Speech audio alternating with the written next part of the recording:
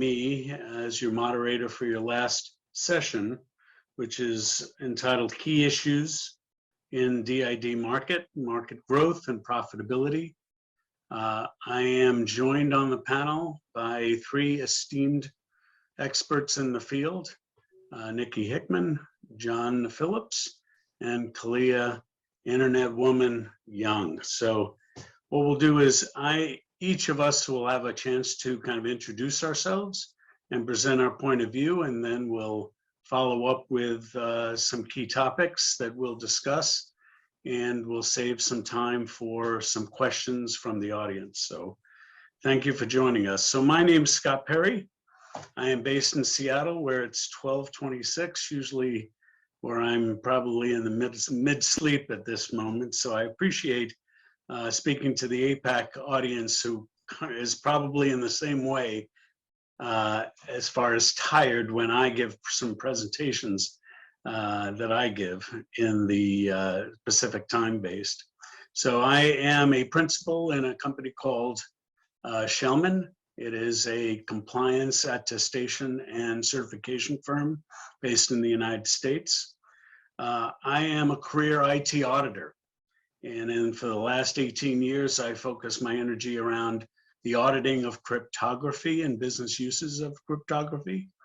In the last 6 years, I focused my energy around digital credentials. And in the last 2 years, I've been the co-chair of the Governance Stack Working Group for the Trust Over IP Foundation. And so, my vantage point, in looking at where are we at with the technology, deals with kind of the past as prologue. So I just made a post on LinkedIn, and I had a badge that I used when I was the IT auditor at Microsoft. I was the external auditor right around the time that the internet kind of made its prominence in the mid-90s. And my view around where technology is today matches a lot of what the technology was then. And then we could talk about how the past will repeat itself with the use of the verifiable credentials and other technologies that land. So I'm going to share my screen and show how there are certain things that are matching what happened in the mid-90s. I mean, the proliferation of the internet came when a number of individual pieces were prevalent in the marketplace. There was proof of concepts around the technology, the protocol stack was developed, the individual communication vehicles were in place. Some major players had dominated the landscape, creating walled gardens. And so you can see on the age of what I'd call the Web 1.0, there were, and in the browser standpoint, there was a view into the web. Now, as we translate that into where we stand today, we've got major players, and most of them are in the cloud provider space, dominating where data is. So data can be anywhere, extensively used. We have blockchain technology, which is an advance to allow mutable records to be put on databases extensible to all internet users. We've got speed in the communication layer through the advancement of fiber optics and now 5G. And we have the new vehicle that we interact with on the internet, which is the smartphone and the handset. And now we're developing the new protocol stack through the Trust Over IP, which is matching, as Drummond had demonstrated in the technology presentation, again, standards that are emerging in the marketplace. Now, this in itself won't proliferate the business use of the internet. It will take a key killer app. What was the killer app in age one of the age of Web 1.1, 1.0? Well, there was a bookseller that started it. There was folks that were selling flowers on the internet. That started as the major e-commerce vehicle. There was the search engine that built it out. Now, if you were on the phone here, it was a fantastic presentation by Jamie. That could have been the killer app, but I contend that the killer app for verifiable credentials are going to be consumer driven. It's going to be, because that's where you can get the virality associated with it. So that's my introduction statement. I'm going to stop sharing my screen, and I will introduce my first colleague on the panel, John Phillips, for his opening statements. Thank you, Scott. Sorry, I had a bit of a technical glitch. I disappeared off the world and reappeared again a little bit later. I had a blue screen of death, as I think we used to call them. So yeah, my name is John Phillips. I am the co-founder of a company called Sezu. We were asked to give a little bit of a background to ourselves and then a few points. So I've been an evangelist and fan of sort of better models of digital trust since about 2017. I have, I guess, got some degree of fame, if that's the right word for it, as a creator of simple explanations of SSI using popsicle sticks, foam figures, and bits of cardboard. In fact, if you can see it, that's the technical demo we use. I'm also working with a number of the states in Australia, the state governments in Australia, on their models for digital trust. I'm author of Chapter 18 in the SSI book, and I'm always looking to learn new things and unlearn old things that are no longer quite so useful. The address that Scott was suggesting we start with was a few of the points that we kind of think are useful for the conversation, or at least interesting. And I'll start with 6. And I'm happy to share them. In fact, I think you've got them if you want to look at them. So the first point I want to make is that, and this is a point we gave to the Australian government in a review of their digital identity bill. And it says a statement that says that trustworthy digital identity is essential, but not always necessary. And what I mean by that is that we all need at some point in time to be able to prove who we are. But actually, once you start sort of living and working and acting an independent online life, then what you can do is more important than who you are.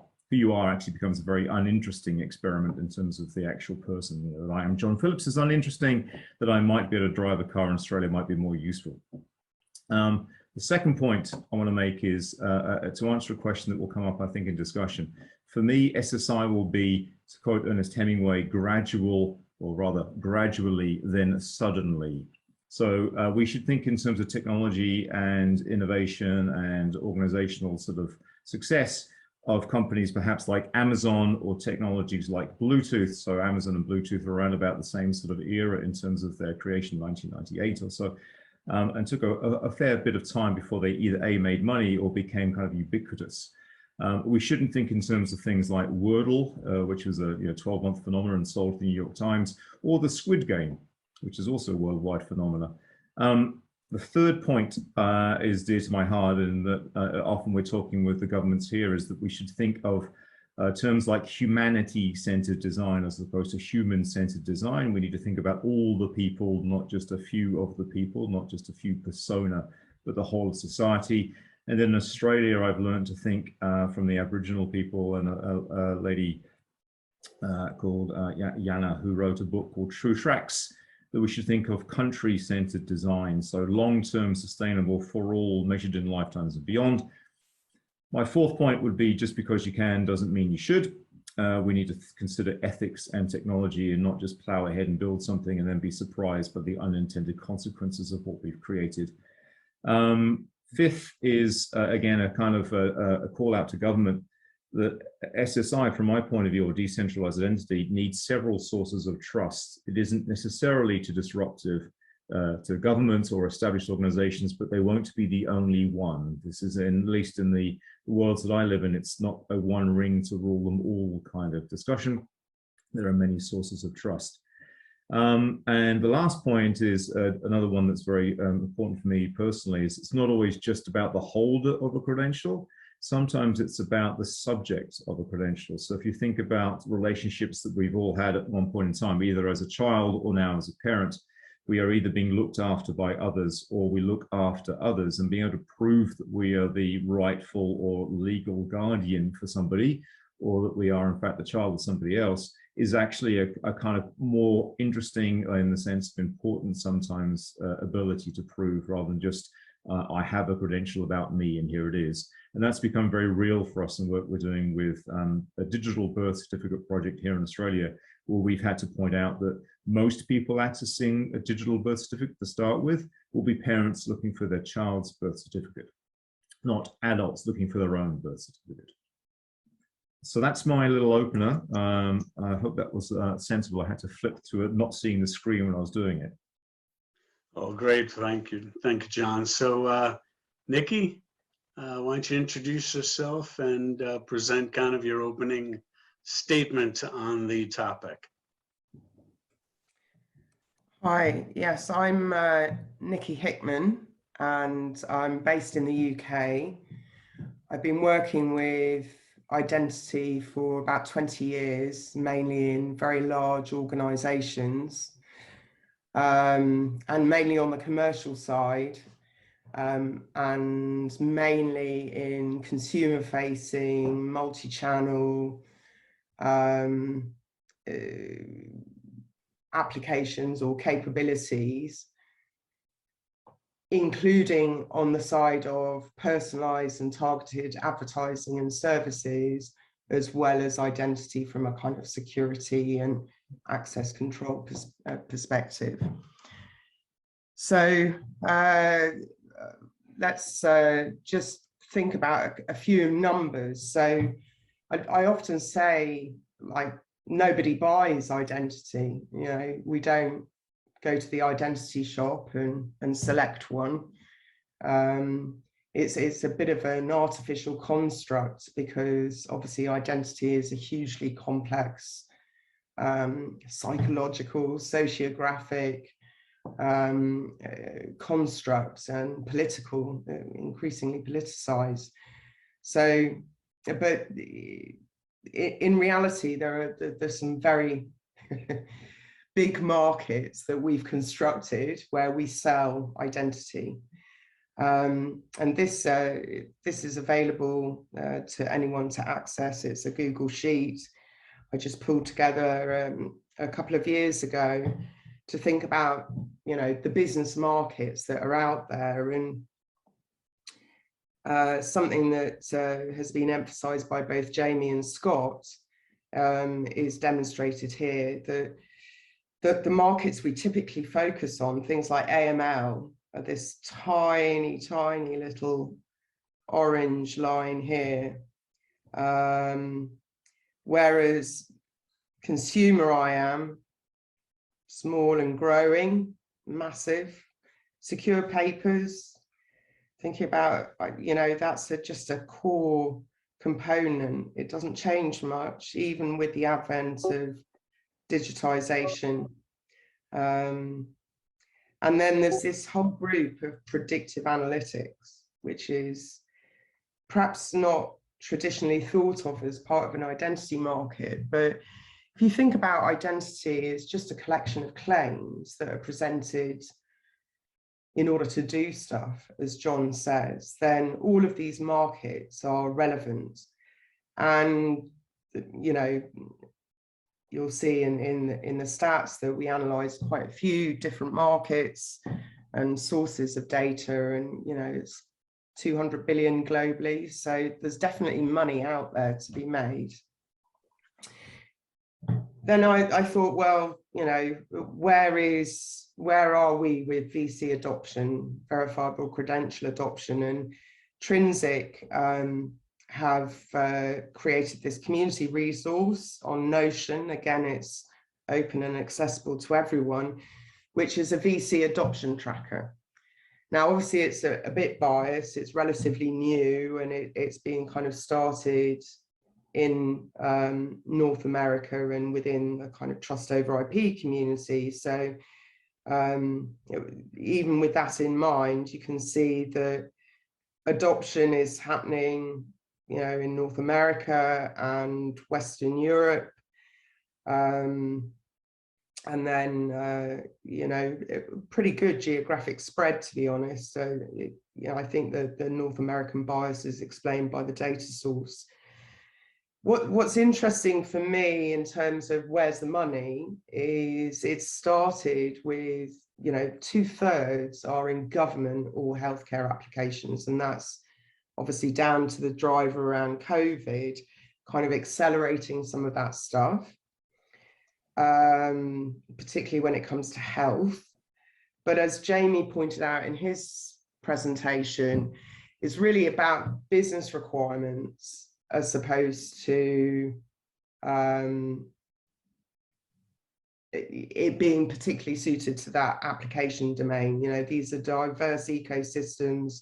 They have got some kind of leading providers, central authorities, dare I say it, and about 1/3 of them are using this particular combination of tech, the Hyperledger Indian Aries plus CL credentials. And only 25% of them are live and in production, which tells me we are at the, as expected, on the kind of adoption curve. So we're just plunging into the trough of disillusionment when the hype is over. And, you know, Gartner have pointed that out about decentralized identity. So I think these are the 3 key barriers from an economics, money-making perspective. And it's in some ways nothing new to DID. It's just generic problems with identity, selling identity in big organizations and to consumers. But I do think that,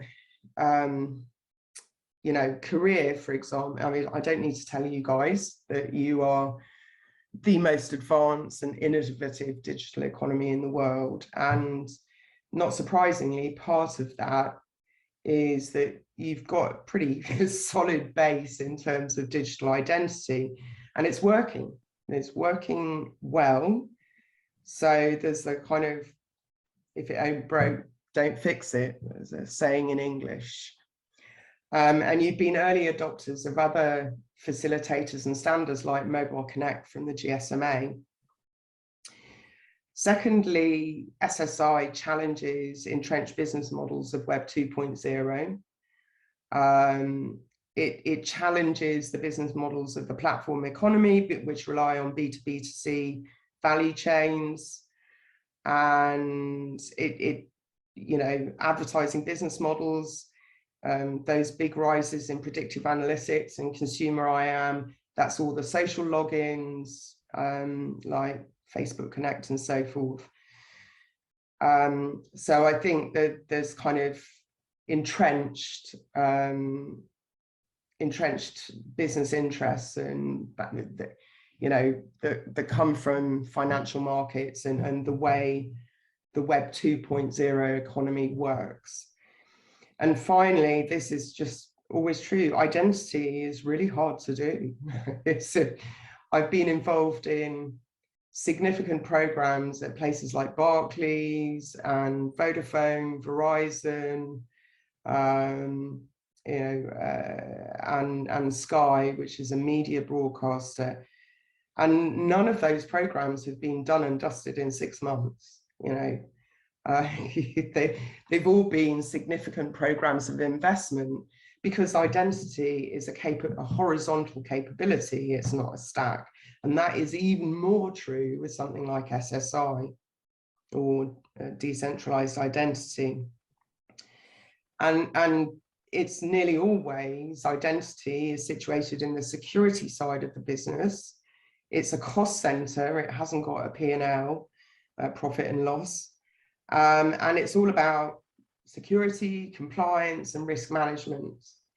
And they are, you know, there's a certain amount of compliance fatigue.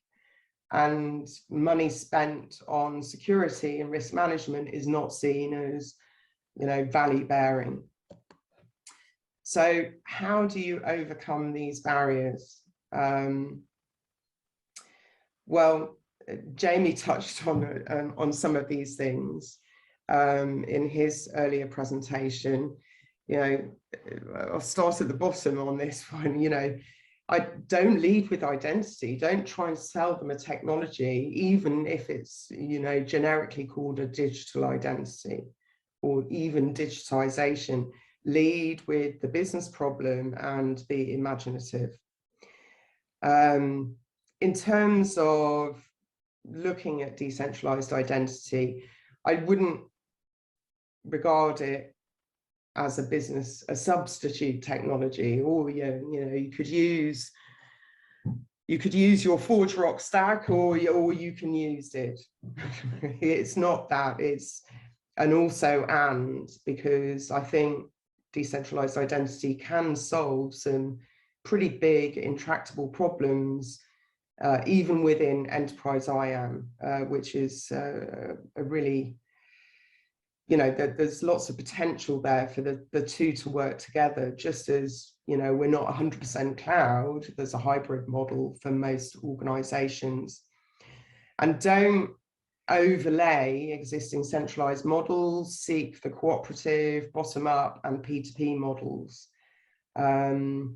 There's a network called Affinity, and that does the bottom-up decentralized model. It looks at decentralized and distributed patterns of work, and also the sharing economy side of things. And finally, in terms of overcoming the whole Web 2.0, I think we've got to kind of ride the trends, accept it's early days in the whole world of Web 2.0, but look at those points of intersection and hybridization. So I often talk about blurred lines, physical, logical, man-machine, and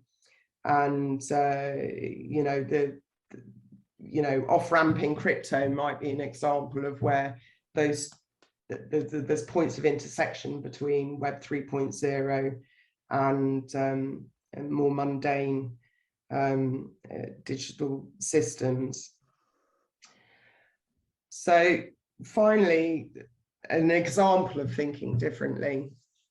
This is a story of two tech stocks that are listed on the London Stock Exchange, and one is Domino's Pizza.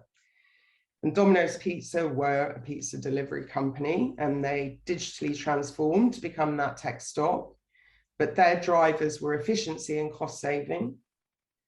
Whereas Just Eat is a bit like Deliveroo and Uber Eats, and they started by reimagining the perfect fast food delivery service.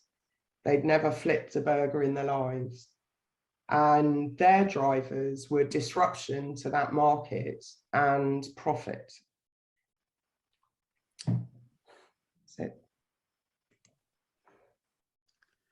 Thanks. So Nikki, and finally, Kaliya, if you could just introduce yourself and present some opening statements about the topic. Sure, thanks, Scott. So my name's Kaliya Young. I'm widely known as Identity Woman, and I recently started a consulting and advisory firm with Lucy Yang. I also, many years ago, started the Internet Identity Workshop, where we've been gathering twice a year since 2005 to explore, all things what we used to call user-centric identity, and now is enormous amount of our work there happens around self-sovereign identity. I think in terms of looking at the market adoption and where we're at, there was a tremendous amount of learning with the COVID crisis and our community's efforts to bring the technology into use. I co-chaired the interoperability working group for Good Health's Passive Trust over IP, where we put a lot of effort into looking at how verifiable credentials could solve the challenge of people sharing in privacy preserving ways information about their COVID status, whether it was testing results or vaccine information. And what we saw is that the technology for verifiable credentials is pretty sophisticated. And I think for really important and good reasons, because this isn't video codecs, you know, the way that you encode video bits. There's more than one way to do that.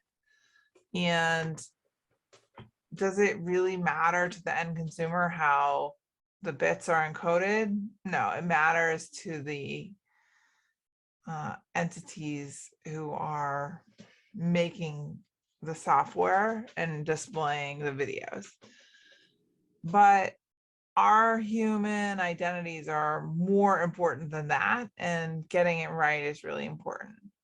What has also been seen in this past year is that the market isn't necessarily ready for all the sophisticated tools. And we saw that what ended up happening was static QR codes were adopted in many, many places.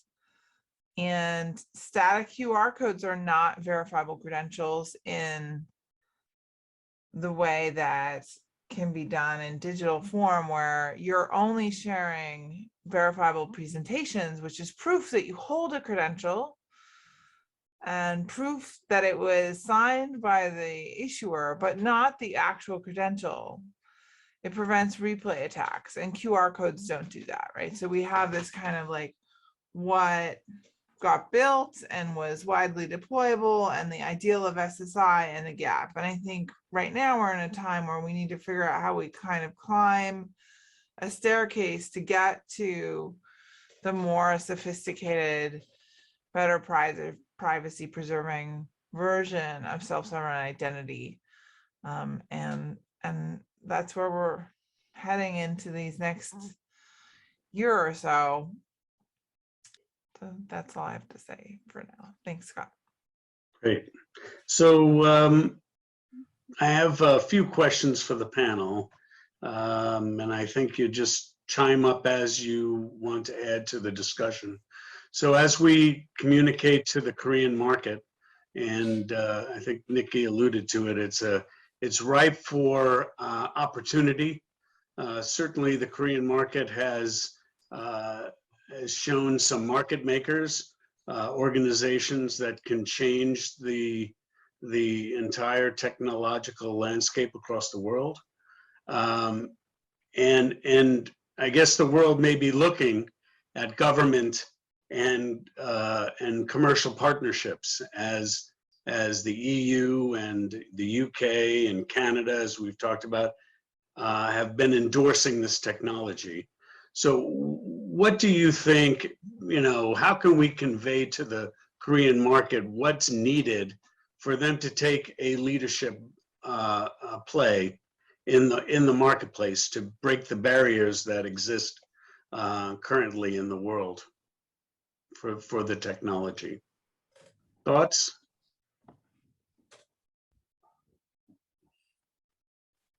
You've stunned us, Scott. I'll try. I think and I guess I'll reflect on what's happening in our market. There's a chart that I can show, I suppose, in a little while, where Australia is shown as in the stall out quadrant of a 4-quadrant chart, where South Korea is in the desirable top right-hand corner of a country that is both advanced in its technology adoption and moving quickly. Can you show that slide? Do you have that? I can. I'll just bring it up. It'll be. I'm running on one screen right now, so excuse. I think that's very helpful, especially to our audience that can see where they kind of stack up. I thought it was very illuminating. Make this. Move I've got to move the little menu bar away because it's in the way of the expand button. I'll move it again. Okay, are you seeing a presentation deck? Yes, where Okay. are some of the countries of the world? Yeah. So there's just a couple of slides. So this comes from the Fletcher School of Tufts University from the US, working in collaboration with MasterCard, I think, are the major funder of this. And they have been running this for a few years. This actually dates back to the end of December 2020. So they consider this to show the first impact, or the first year of the sort of COVID impact of investment in technologies. And they have a two axes kind of graph. One is considering the state, the current advanced or less advanced state of a country in its digital adoption. And the second axis is momentum. How quickly are they moving? Is it a slow pace or a fast pace? And then when they plot this, you get this chart here. And I'm going to expand it on the next slide, but the two I've just highlighted are the position of Australia, because that's obviously where I'm living, and the position of South Korea, which, as you can see, is the far more desirable top right-hand corner. Now, if I expand that out a bit further, you'll get to see it, I hope, a bit better. And it's a very interesting chart. And if you can read into the research, there's a link in the pack that I've shared out that takes you to the original source. You can read how they construct this chart. But it made me think of a few things. And the things I was thinking about were that it would perhaps be more important to think about, rather than momentum, think about velocity. What direction are these countries so rapidly heading in? If I go back to the main slide again, you'll see one of the points that might be interesting. The furthest right-hand country on this chart is China. The fastest moving country in their vocabulary is China. And the question might be, what direction is China moving in? Well, that's a very interesting question. So I think it's important to consider direction as well as speed. And in Australia, our momentum, I would say, over the last year or so, after this chart was first drawn, has actually accelerated markedly. In the last 6 months or so, I've been involved in this. Doesn't mean it's important because it's me, but there have been conversations in Australia that are very meaningful about verifiable credentials and so on. In fact, Timothy Ruff gave a kind of synopsis earlier today, talking about the adoption of verifiable credentials as a cornerstone of the New South Wales, the most popular state in Australia, its digital identity and strategy roadmap. And that's the thing. We've been working with the New South Wales government. It's now becoming a very strong conversation with the Victorian government. It's already part of New Zealand government's approach. So I think we're beginning to see these shoots start to form even in countries that are in the stall out period of that particular chart. I'll stop my sharing now. But I think the way that to answer your question, what would be the? I don't think I can give advice to Korea, but I think the interesting question is are you headed in the right direction? But you want the one you want to be going in rapidly.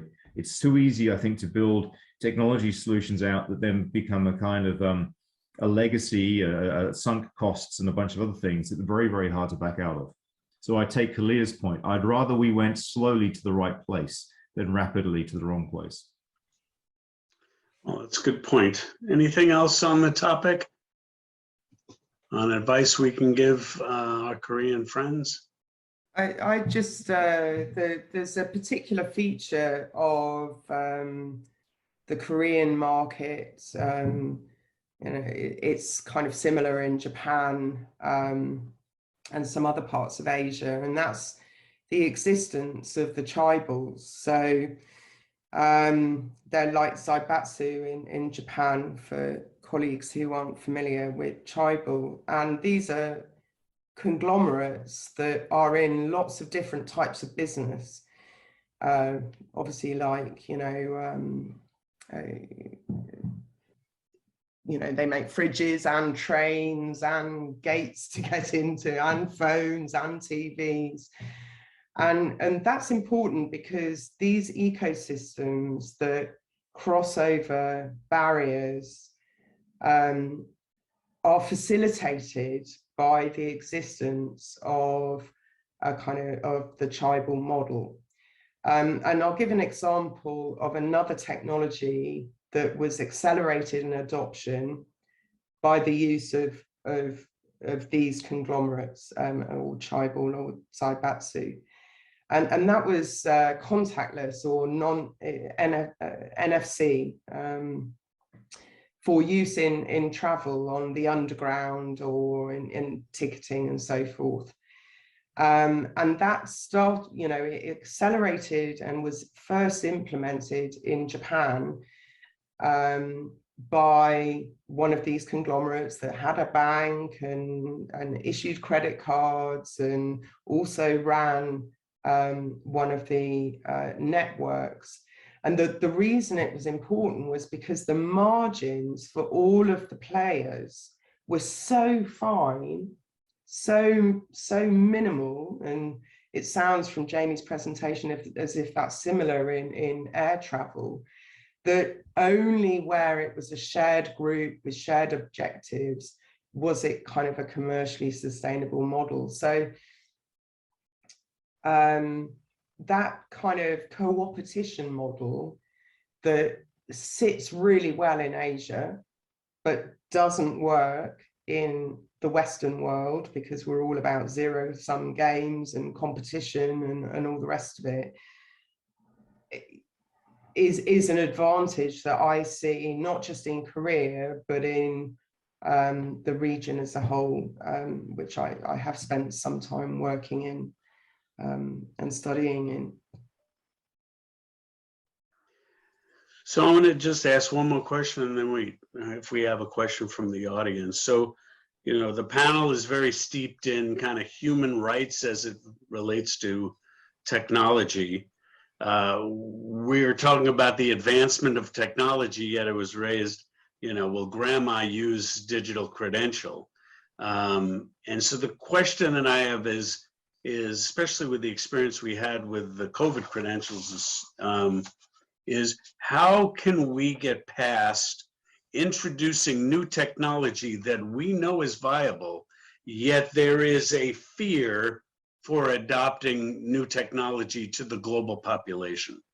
And so how do we convince the public? Because it's going to take a consumer-driven activity in order to get them comfortable with using new technology that we know can make more trustworthy transactions.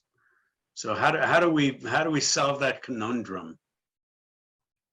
I mean, to be fair, Scott, I think some of the early adoption of SSI will happen inside apps that aren't saying we're SSI. So if you look at the I added travel pass, I think that's an example where it's guiding you through a user journey and it's not really making a big deal about that. If you look at what the credit unions have done here in the United States, they've embedded the tech into their existing app and just use it to do basically KYC or KBA as a replacement for knowledge-based authentication when you call into the call center.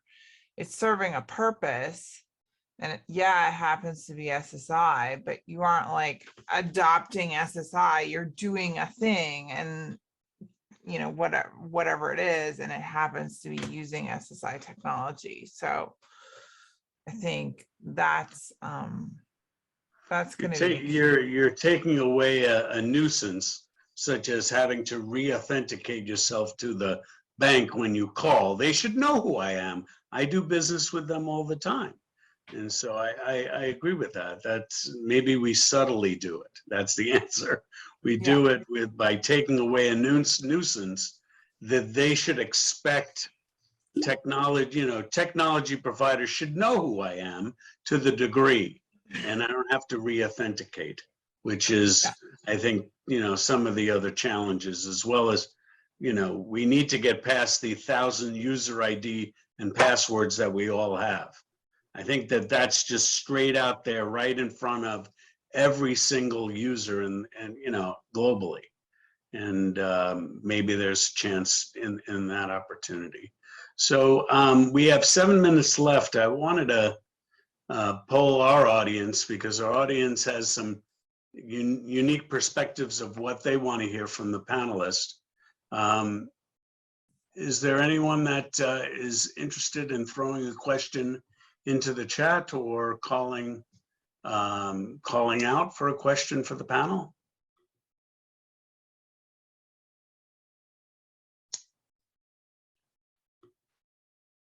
Okay, well, if not, I'm gonna move forward on one final topic for the group. So, we've talked about, where is the money? It's in my vantage point, I'm seeking those that, are players that want to assert themselves, that they are providers of secure technology. To me, there currently hasn't been a heck of a lot of business in that marketplace. My sense is that there needs to be some foundational players, such as driver's licenses need to be out there, e-passports need to be out there, so that, we can start building transactions that can go from one ecosystem to the other. I think if you were, on the Timothy Ruff's presentation earlier, he coined it really easy.